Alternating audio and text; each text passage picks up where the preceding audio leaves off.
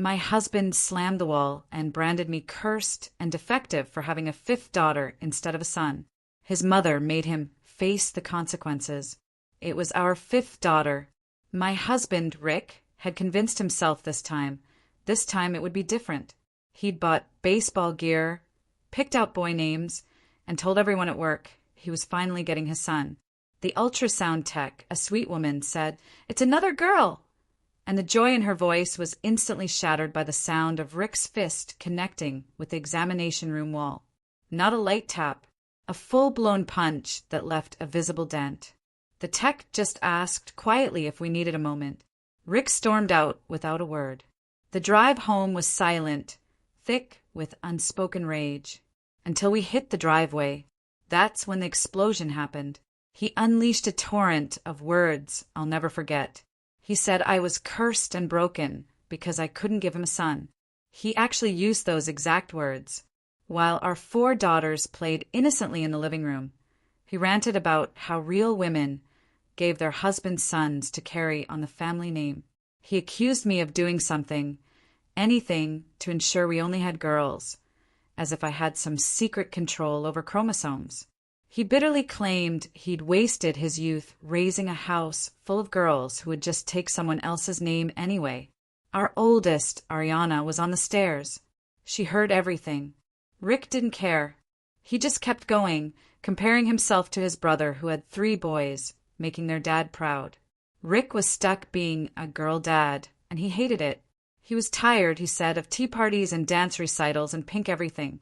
He wanted someone to teach sports to, someone to take hunting, someone who mattered. I tried to interject, to remind him that he was the one who determined the baby's sex, that men carry the Y chromosome. But he scoffed. Feminist propaganda, he called it. He actually believed women's bodies chose which sperm to accept, that I must secretly not want to give him boys, that I was punishing him for something. It was terrifying watching him retreat into this warped logic. For the next 2 weeks, Rick became a ghost. He refused to help with any baby preparations. If you wanted another girl so bad, you can handle everything yourself, he sneered. He stopped coming to my appointments. The nursery paint remained untouched. He told his friends I had betrayed him by having another daughter. Betrayed, like I'd cheated on him. Every evening, he was at his brother's house, playing with his nephews, coming home to tell me how natural his brother was with boys, how that was what real fatherhood looked like. He ignored our daughters when they tried to show him their artwork or tell him about school. Too depressed to pretend to care about girly stuff, he'd mutter. The girls started asking, their little faces filled with confusion, "Why is Daddy mad at us?" And I lied again and again about him being stressed from work. Then Rick's mother called to congratulate us on the pregnancy. Rick immediately launched into his usual tirade, saying I'd failed him again, that 5 daughters was a curse, that he must have done something wrong to deserve this. His mother went quiet. Then she asked to speak to me, privately. My heart hammered. When I got on the phone, she told me to bring the girls over that weekend for a special dinner. "Don't tell Rick," she said. "Just show up with the kids." That Saturday, I arrived at Rick's parents' house, the 4 girls trailing behind me. Rick was already there, along with his brother and nephews. But his mom had also invited Rick's 5 sisters, all of whom lived within driving distance. Rick, you see, grew up as the only boy with 5 sisters. And his mother? She'd saved every single photo from their childhood. She'd prepared a presentation. On the TV, a slideshow began. Rick, dressed as a princess by his sisters. Rick playing dolls.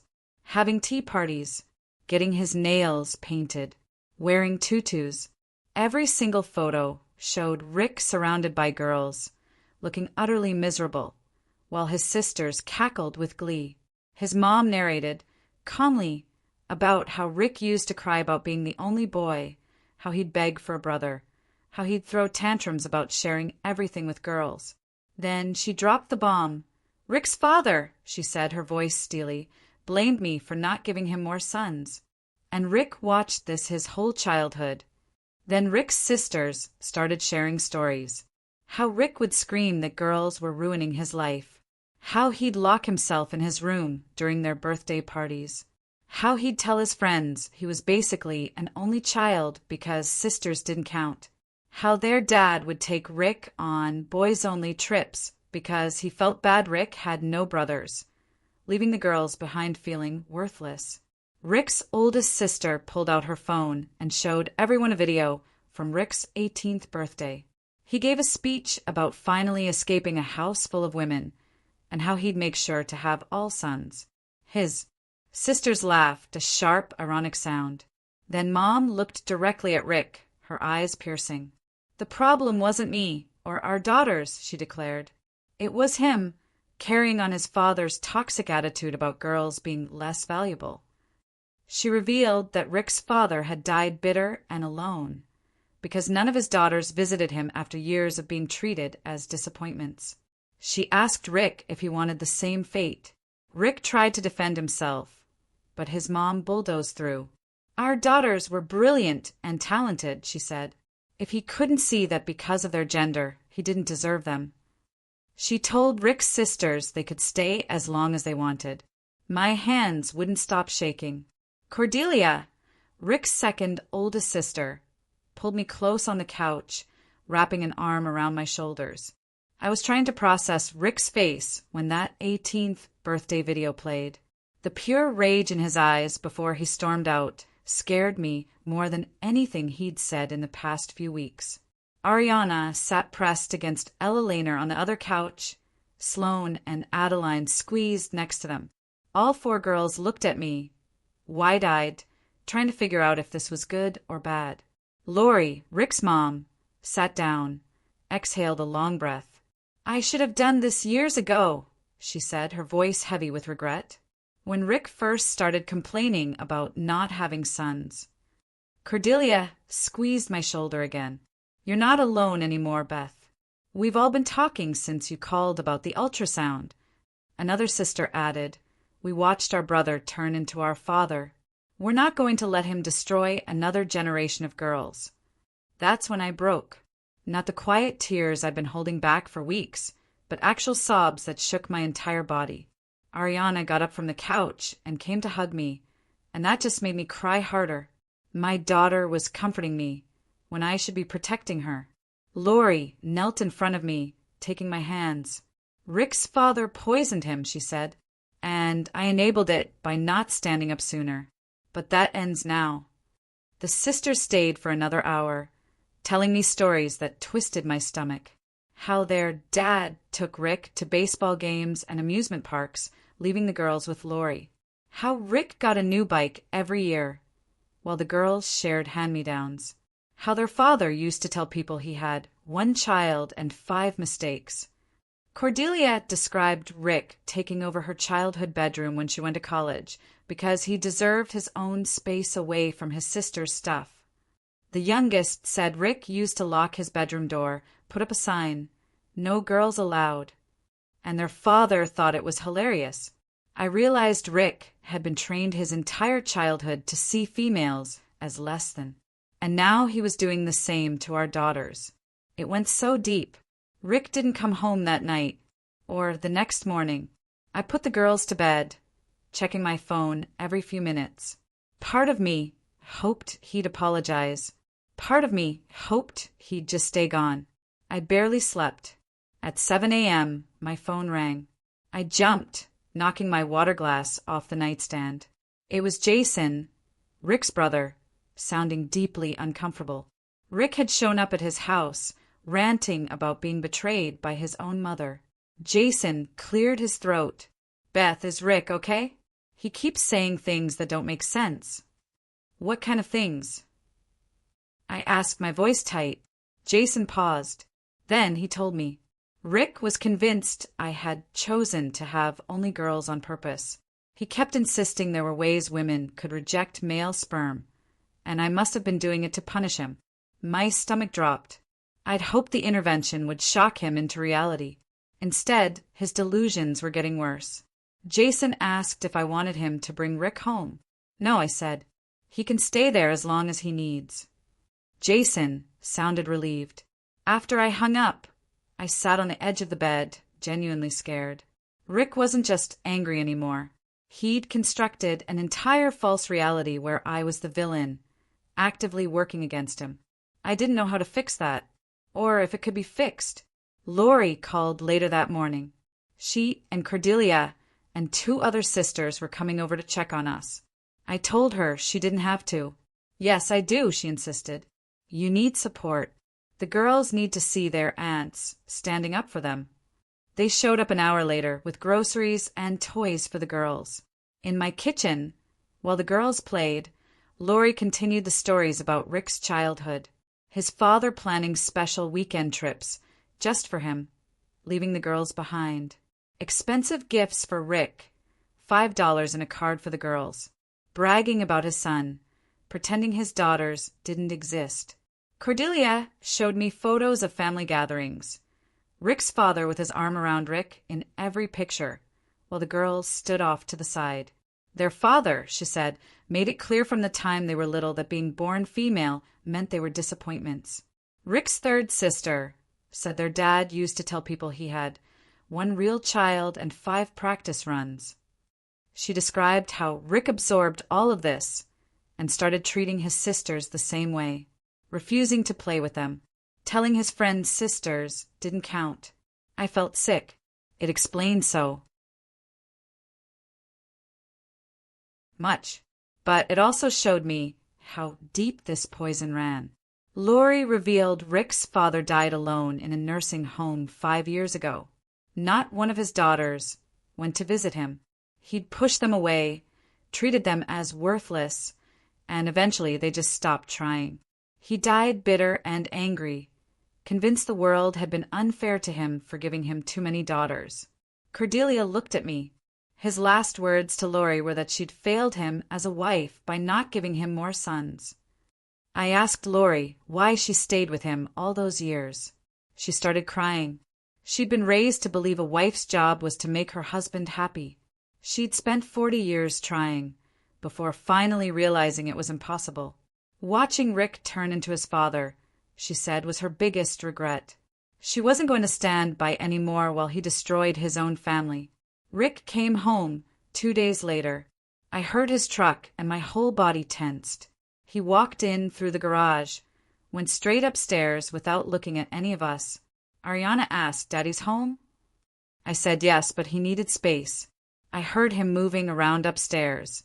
Then the guest room door slammed. He stayed up there for hours. When he finally came down, it was almost dinner time. The girls were watching a movie. Rick walked past them into the kitchen. He grabbed a beer. "Can we talk?" I asked. He snapped, "There's nothing to talk about until you admit you've been working against me having sons from the start." I stared at him. I couldn't believe he actually just said that. "Rick, you need to hear yourself. You sound crazy." He cut me off. "My brother has 3 sons. My friends have sons. The only common factor in me having 5 daughters is you." I reminded him, again, men determine gender. He shook his head. "That's just what they teach in schools to make women feel better. I've been reading online. Plenty of evidence that women's bodies can reject male sperm." I asked him where he was reading this garbage. "It doesn't matter," he said. "I know the truth now." He grabbed another beer, went back upstairs. I heard the lock click. My husband had completely lost touch with reality. 3 days later, Ariana started having nightmares. She woke up screaming at 2 a.m. When I ran to her room, she was sitting up crying. "Daddy left and never came back," she sobbed, "because we were all girls, and he didn't want us anymore." I held her. "Daddy loves you." But she shook her head. "No, he doesn't." I heard what he said. She asked me if girls really didn't matter. My heart broke into pieces. "Girls matter just as much as boys, honey.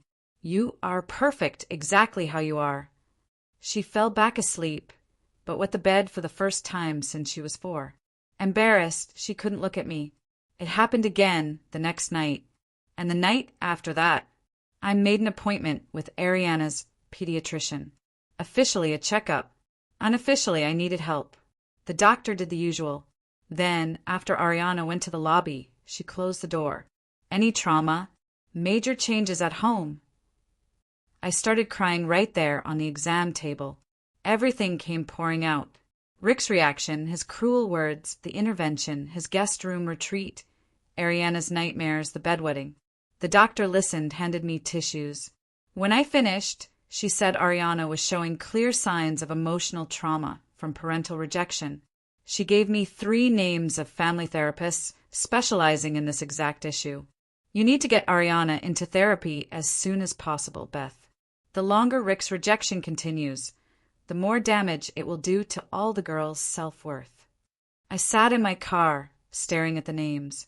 I had to protect my daughters, even if Rick refused. The first 2 numbers went to voicemail. The 3rd therapist answered. I explained. She had an opening in 2 weeks. I took it immediately. Then I called Cordelia. I needed someone to tell me I was doing the right thing. She answered. I told her about Ariana, the doctor's recommendation. Cordelia said she'd help pay for it. Rick controls most of your bank accounts, right? You'll need money Rick can't block. I started crying again. I hadn't even thought about payment. Cordelia told me all 5 sisters were talking daily about what to do about Rick. They weren't going to let him repeat their father's mistakes. She asked if I had a group chat app. When I said yes, she added me to a chat with all of Rick's sisters. Messages instantly flooded in, introducing themselves. We're here for whatever you need.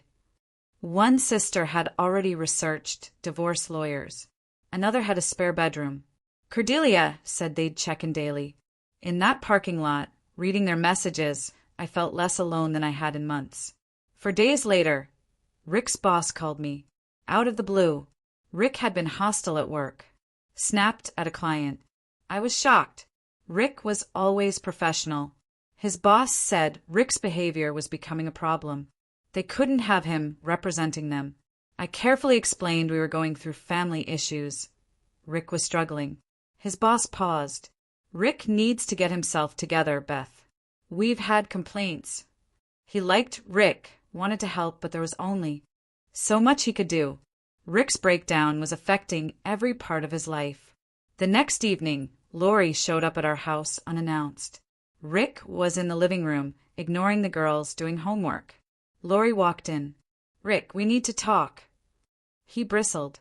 I don't want another lecture. Lori cut him off. You have 2 choices, Rick, and I'm not asking. I'm telling you what will happen. You either go to family therapy and work on fixing what you've broken, or you move out until you're ready to be a real father to all your children. Rick's face went scarlet. He started to argue. Lori held up her hand. I enabled his father's behavior. I watched my daughters suffer. I'm not doing that again. I watched Rick's expression shift. Anger, then shock, then something that looked like actual fear. He realized his mother was completely serious. He asked what she expected him to do. I expect you to choose your family over your ego. You can keep believing your daughters are disappointments and end up alone like your father, or you can get help and learn to be the dad they deserve. Rick looked at me, expecting me to defend him. I just stared back. Lori told him he had until the end of the week. Then she left. Rick sat there for a long time. Then he went upstairs. I heard him on the phone, probably with Jason. 3 days later, Rick agreed to 1 therapy session, but he made it clear he was only going to prove the therapist would take his side. He believed the therapist would understand how hard it was to be surrounded by females. I made the appointment with one of the pediatric therapist referrals. I didn't tell Rick it was a woman until we got there. His face, when he saw she was female, would have been funny if the situation wasn't so awful. The therapist introduced herself, asked us to sit. She let Rick talk for 10 minutes, his well-rehearsed complaints about 5 daughters, no sons. Feeling trapped, disappointed, a failure as a man. She listened without interrupting. Then she asked, Rick, can you explain exactly what your daughters have done to harm you? He opened his mouth, then closed it.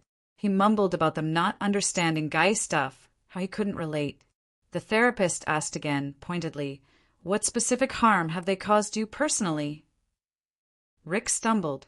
It's not about harm. It's about what I wanted versus what I got. The therapist wrote something down. It sounds like you're blaming children for existing as the wrong gender. Rick tried to argue. She kept pushing him. Name one actual thing his daughters had done wrong. He couldn't answer. His face got redder and redder as he realized how ridiculous he sounded. The therapist scheduled another session. Next week. She wanted to meet with Ariana. Rick said it wasn't necessary. The therapist was firm. If you want my help, Rick, you will do what I recommend. We drove home in silence. Rick went straight to the guest room. I checked on Ariana. I found her in her room, cutting her hair with scissors. She'd chopped off 3 inches on one side. I asked what she was doing. I want to look more like a boy, so Daddy will love me. I took the scissors, held her while she cried. She'd heard Daddy tell the therapist girls were hard to relate to. She thought if she acted more like a boy, he'd want to spend time with her. The next therapy session was 2 days later. Ariana joined us halfway through. She sat on the couch between Rick and me. The therapist gently asked about school, hobbies. Then, if she'd heard her parents arguing. Ariana nodded, looking at the floor. She said she heard Daddy say girls don't matter, that he was disappointed in all of them. She described cutting her hair, asking for boy clothes, watching videos of boys playing sports, trying to copy them. Rick's face went completely white. He stared at Ariana like he was seeing her for the first time. The therapist asked Ariana if she thought her dad didn't love her. Ariana said she knew he didn't. He never wanted to be around them anymore. Uncle Jason's boys are better than me and my sisters, she said, because they're boys, and that's what daddies want. Rick made a sound, like someone had punched him in the stomach. The therapist turned to Rick. Do you understand, Rick, that you've damaged your daughter's self-worth? He opened his mouth. Nothing came out. He looked at Ariana, then at me, then back at Ariana. His hands shook. He tried to speak, but couldn't form words. The therapist scheduled us for next week. She suggested Rick think about what he'd just heard. We left the office. Rick threw up in the parking lot. The drive home was silent. Rick stared out the window, jaw clenched. I kept glancing at him. He wouldn't look at me. At home. He went straight to the bedroom, locked the door. I stood outside for a few minutes, too drained to deal with another fight. The girls were at my mom's. The house felt empty. Strange. I ate leftovers alone, my phone buzzing with texts from Rick's sisters, checking on me. The next morning, Rick emerged. He hadn't slept. Eyes red, swollen, hair a mess. He poured coffee without a word, sat across from me. I waited. He just stared into his mug. Finally, he looked up, his voice rough, broken. He couldn't stop thinking about Ariana cutting her hair. He kept seeing her face when she said she knew he didn't love her. His hands shook as he set down his coffee. I don't know how I became my father, he whispered. He remembered being a kid. His dad ignoring his sisters at recitals, school plays. His dad taking him fishing to baseball games while his sisters stayed home. His whole childhood, he felt special because he was the boy. His dad made sure he knew boys mattered more. Rick started crying, tears running down his face into his coffee. His dad used to say real men had sons to carry on their name. Men who only had daughters couldn't teach them anything important. Girls needed their mothers for everything that mattered. Rick said he believed it his whole life, never questioning it. His dad was his hero. He wiped his face with his sleeve. I'm scared, Beth. Even now, part of me still believes it. He said when the ultrasound tech announced another girl, he felt like a failure as a man. He didn't know how to turn off that voice in his head, telling him daughters meant he wasn't good enough. The therapist called later that week. Another appointment. This time, Rick alone first, then me halfway through. Rick went. Came home 3 hours later, completely wiped out. The therapist, he said, made him talk about his relationship with his dad. All the ways his dad treated his sisters as less important. She made him see how his dad's special treatment of him came at the cost of his sisters feeling worthless. Rick said the therapist asked him to imagine how his sisters felt watching their dad take him on trips, buy him expensive gifts, while they got nothing. She asked him how it would feel if someone treated our daughters that way. He said it made him physically sick to think about. The therapist gave him homework, 3 books about gender disappointment and toxic masculinity. Rick actually started reading them. I'd find him in the living room at midnight, a book open, tears running down his face. One night, I came downstairs for water, found him looking at old photos on his phone from when the girls were babies. He was crying quietly. He showed me a picture of Ariana as a newborn, sleeping on his chest. He remembered that day, how happy he'd been, until someone at the hospital asked if we were going to try for a boy next. That comment planted a seed, Beth. It grew into this poisonous tree that ruined everything. He was starting to see how many years he'd wasted being angry at our daughters for not being sons, instead of loving them for who they were. I wanted to feel hopeful, but I was also exhausted and angry that it took his mother humiliating him, a therapist, and our daughter cutting her hair before he could see what he was doing.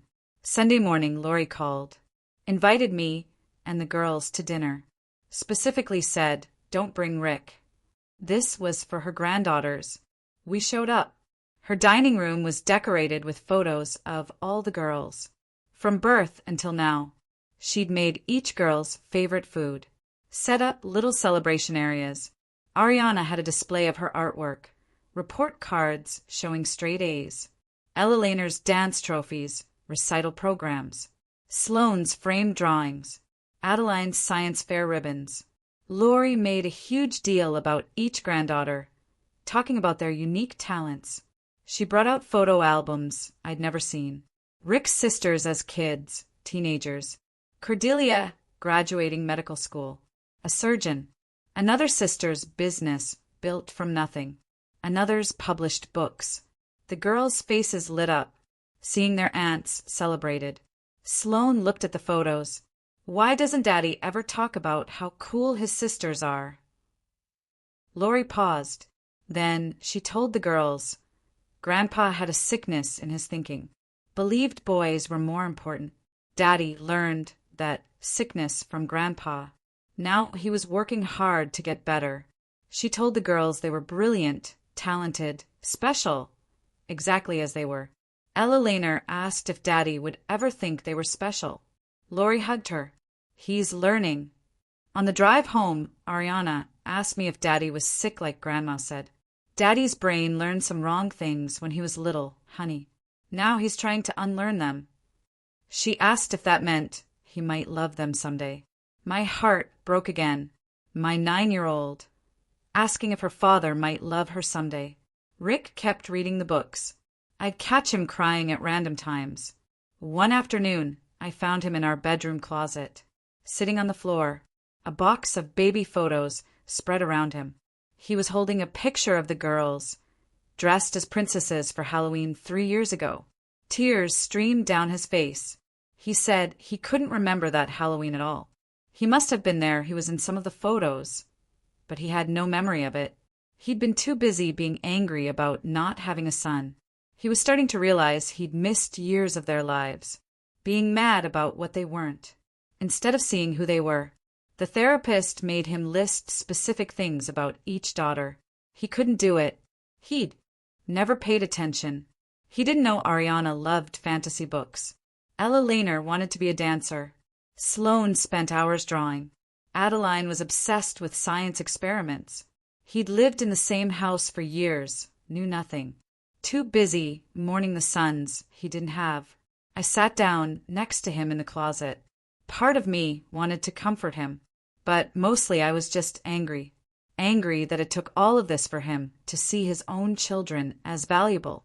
Angry that I'd spent years making excuses for him, shielding the girls. Angry that our daughters had to suffer because Rick couldn't get over his own childhood issues.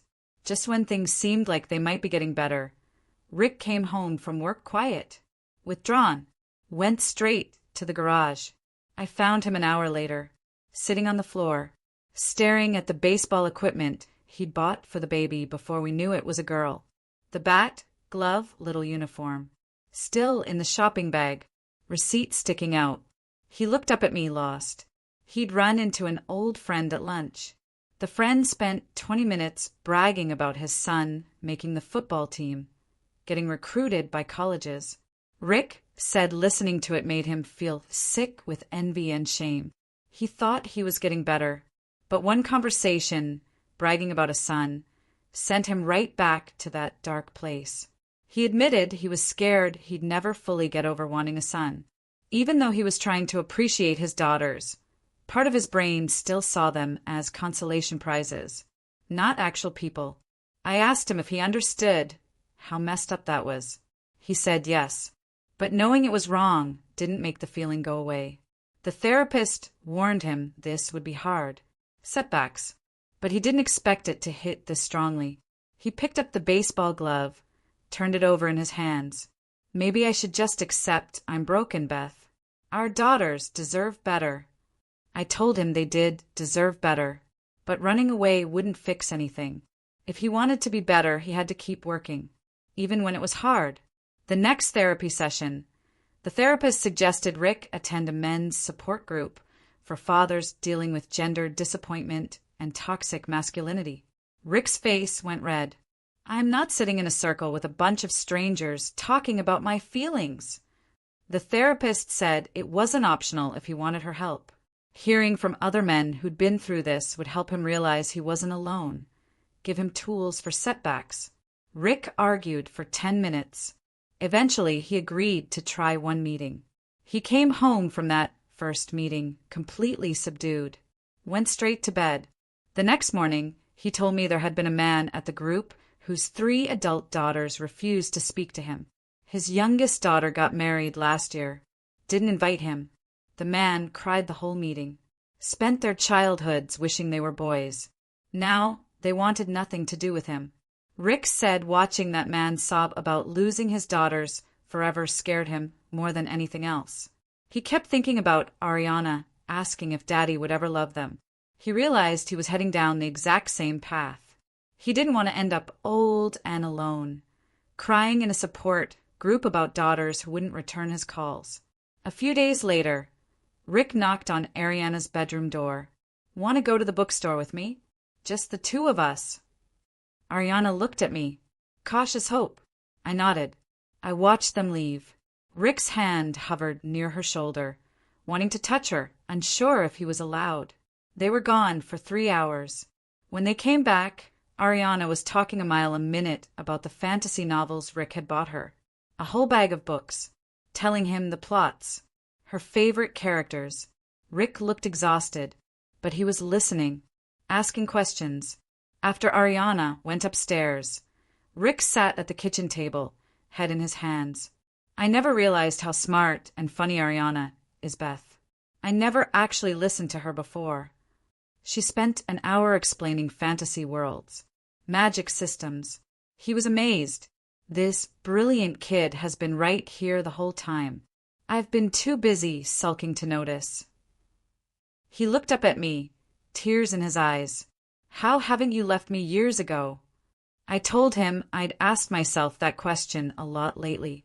I had my own therapy session that week. Without Rick, the therapist asked how I was handling everything. I started talking.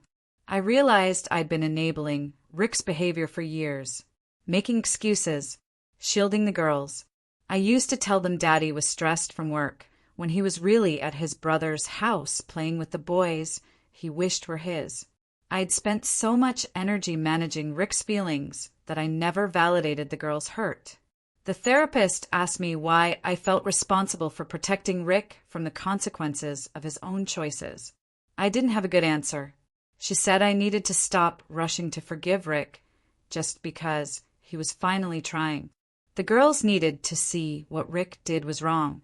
It had real consequences, If I immediately forgave him and acted like everything was fine, the girls would learn that men could treat them badly and face no real accountability. That hit me hard. I'd been teaching my daughters that their hurt didn't matter as much as keeping the peace. Rick's company announced a father-daughter day at the local amusement park. Rick signed up to take all 4 girls, without me even mentioning it. I was surprised. The morning of the event, Ella Laner had a complete meltdown, screaming she didn't want to go. Daddy didn't really want to be with them. She wasn't going to pretend everything was okay. Rick heard her, came up to her room. Instead of getting defensive or angry, he sat on the floor next to her bed. He told her she was right. He hadn't been a good dad. He'd made them feel like they weren't enough. That was his fault, not theirs. He was trying to change, but he understood if she didn't believe him. He really did want to spend time with her. He'd understand if she didn't want to go. Ella Laner looked at him for a long time. Are you going to be mad at us all day like usual? Rick's face crumpled. No, he said. I'm going to try my best to be the dad you deserve. Ella Laner finally agreed to go, but she made him promise not to ignore them. They came home that evening. Rick had photos on his phone, all 4 girls on different rides. In every photo, Rick was actually smiling. The girls looked happy. He showed me a video another dad had taken. Rick talking to a group of fathers about his girls, bragging about Sloane's artwork in the school hallway, Adeline's science fair project, winning 2nd place. His face held a genuine pride I hadn't seen in years. That night, before bed, Rick gathered all 4 girls in the living room. He told them he was sorry for making them feel like they weren't enough. They were brilliant, special. He'd been too stupid and angry to see it. He was going to keep working to be better, but he needed them to be patient. Ariana got up, gave him a careful hug. The younger girls watched. Ella Laner asked if he meant it this time. Rick said yes. He meant it. My due date was close. I was preparing the nursery. One day, I came home from an appointment. Rick was in the baby's room, painting the walls soft yellow. I'd planned pink, but Rick said he wanted the baby to just be herself. No gender pressure from day one. He'd been coming to every appointment with me, actually asking the doctor questions about development. He seemed genuinely interested. Lori called me one afternoon. Rick had phoned her, crying the night before. He thanked her for not giving up on him, like she'd given up on his father. He finally understood why his sisters stopped visiting their dad.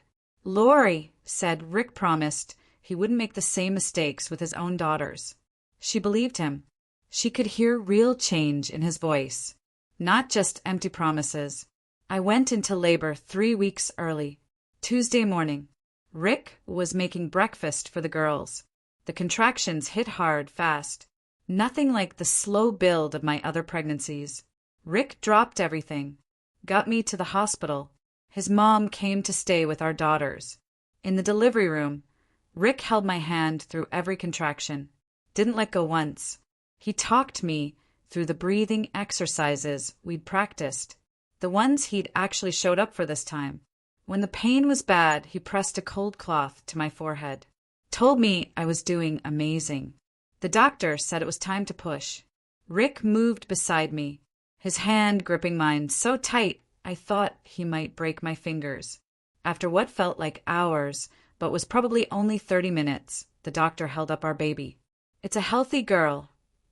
I held my breath, looked at Rick's face, waiting for disappointment, anger, that blank expression he'd worn at the ultrasound. Instead, Rick's eyes filled with tears. He asked if he could hold her right away. The nurse placed our new daughter in his arms. Rick started crying for real, not quiet tears, full sobs that shook his shoulders. He looked down at her tiny face, told her she was perfect, beautiful. He was going to be the father she deserved. He kept repeating how sorry he was forever wishing she was something different, that he loved her exactly as she was. The nurse asked what we wanted to name her.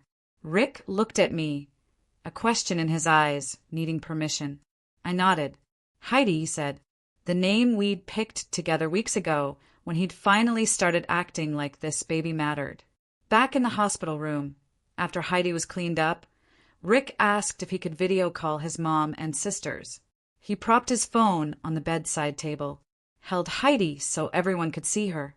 Lori answered first. Her face lit up, seeing Rick holding the baby with genuine happiness. Rick told his mom and sisters he was grateful for 5 daughters, who would grow up knowing their worth wasn't about their gender. He'd spent too many years believing his father's lie. He was done with that now. Lori started crying, told Rick she was proud of him for breaking the cycle. His sisters flooded the chat with congratulations. Cordelia commented about Rick finally becoming the man their father never was. Rick nodded. He understood the wait. His other sisters told Heidi they couldn't wait to meet her. She was lucky to have 4 big sisters. Rick kept smiling at the phone, then down at Heidi, like he couldn't believe this was real, that he was actually happy about having another daughter. We brought Heidi home 2 days later. Rick spent the whole car ride talking about making sure her sisters felt included. He'd already planned a big sister ceremony. Each girl would welcome Heidi properly. When we walked in, the girls rushed over. Rick asked them to wait in the living room for something special.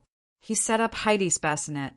Each girl took turns coming forward with a gift.